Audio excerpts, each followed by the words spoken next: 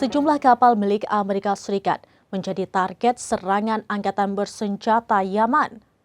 Serangan ini diumumkan juru bicara Angkatan Bersenjata Yaman, Brigadir Jenderal Yahya Saree, pada Rabu 15 Januari 2025. Dikatakannya pasukan rudal dan Angkatan Udara tak berawak melakukan operasi gabungan.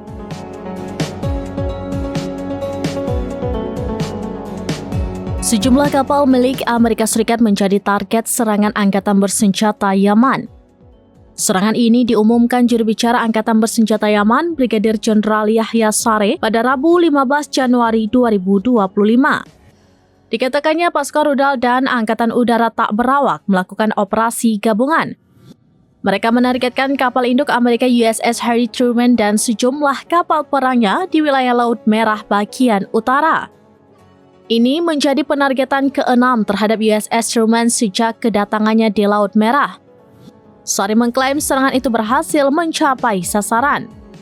Akan tetapi tidak dijelaskan secara rinci kerusakan apa yang ditimbulkan akibat serangan Yaman itu.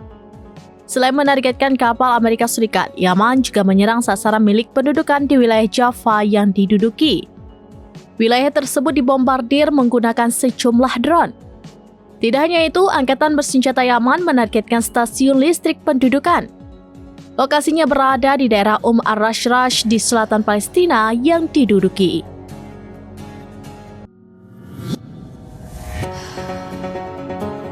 Demikian informasi terkini Syedara Alun. Saksikan terus beragam informasi lainnya. Coba balik dan share seluruh akun serampinews.com.